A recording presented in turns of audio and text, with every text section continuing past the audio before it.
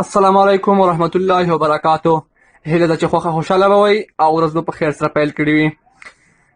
لکه څنګه چې تاسو ته بهتره معلومه ده چې زموږ چینل په بېلابېلو برخو کې خپل نشرات ترسره کوي، هم په علمي برخه کې، په اسلامیاتو برخه کې. نو اوس مهال زموږ چینل په طب برخه کې هم خپل نشرات پیلوي. په دې چینل کې به موږ تاسو ته د دواګانو په فرمولو او هغې په معلوماتو باندې خبرې کوو چې دا کومې دواګانې چې دي کوم ساید افیکټس تاوانونه لري، یوزیج یې څه ډول دی، کوم دوز لري، په دې باندې به موږ خبرې کوو.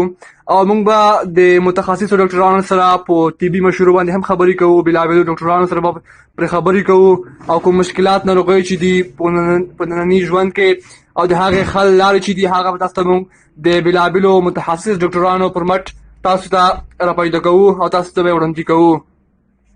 نو تاسو زموږ چینل تعقیب کړئ. د بېلابېلو موضوعګانو لپاره تاسو کولی شئ چې زموږ چینل څخه بېلابېلې موضوعګانې حل ترلاسه کړئ. هم په علمي برخه کې موږ نشرات ترسره کوو، هم په اسلامیاتو برخه کې خپل نشرات ترسره کوو. همدا اوس د خپل نشرات په طبي برخه کې هم پیل کړي دي او خپل نشرات به انشاءالله موږ په طبي برخه کې پیل کوو او خپل کومې ویډیوګانې چې موږ تاسو ته وړاندې کوو. نو تاسو زموږ چینل سره سبسکرایب کړئ او ویډیوګانې لایک کړئ او لینکونه د خپل ملګرو سره شیر کړئ تر څو زموږ چینل ټول خلک وویني، تعقیب یې کړي او زموږ د ویډیوګانو څخه خوند واخلي او زموږ د ګټورو معلوماتو څخه برخمن شي.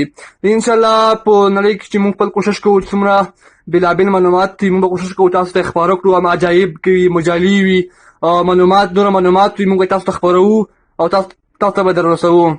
نو تاسو څخه زما دا هیله ده چې زموږ چینل تعقیب کړئ، ویډیوګانې وګورئ، د نورو ملګرو سره لینکونه شیر کړئ زموږ د چینل تر څو زموږ ویډیوګانو څخه تاسو برخمن شئ.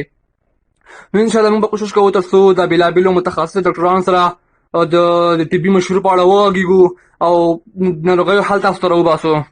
نو بس دا زموږ د نن ورځې دا ویډیو چې تاسو ته ما وړاندې کړه د نوې نشراتو په پیل مو دا ویډیو جوړه کړې وه. نو تاسو تمه اوسئ زموږ د نوي ویډیوګانو په د طبي ویډیوګانو په اړه چې موږ به تاسو ته وړاندې کوو. نور مو وخت نه نیسم، د خدای په امان ښه ورځ. که تاسو کومه طبي مشوره غواړئ یا کومې ناروغۍ په اړه پوښتنه کوئ تاسو کولی شئ چې ما سره تماس ونیسئ او زما په د چینل په کومنټ کې تاسو خپله پوښتنه ولیکئ او زه درته په ډسکرپشن کې خپل د فیسبوک آی ډی لینک هم پرېږدم، موبایل شمېره هم درته پرېږدم. تاسو کولی شئ چې دې لارو څخه ما سره اړیکه ونیسئ، خپل پوښتنه ما سره شریکه کړئ. کومه پوښتنه تاسو له ما سره وکړئ په هغې باندې زه هغه پوښتنه زه د ډاکټرانو رسوم، ډاکټرانو سره یې شریکوم او هغه ویډیو به تاسو ته یوټیوب ته اپلوډ کوم، جوړوم یې. تاسو کولی شئ بیا هلته د خپلې پوښتنې ځواب پیدا کړئ.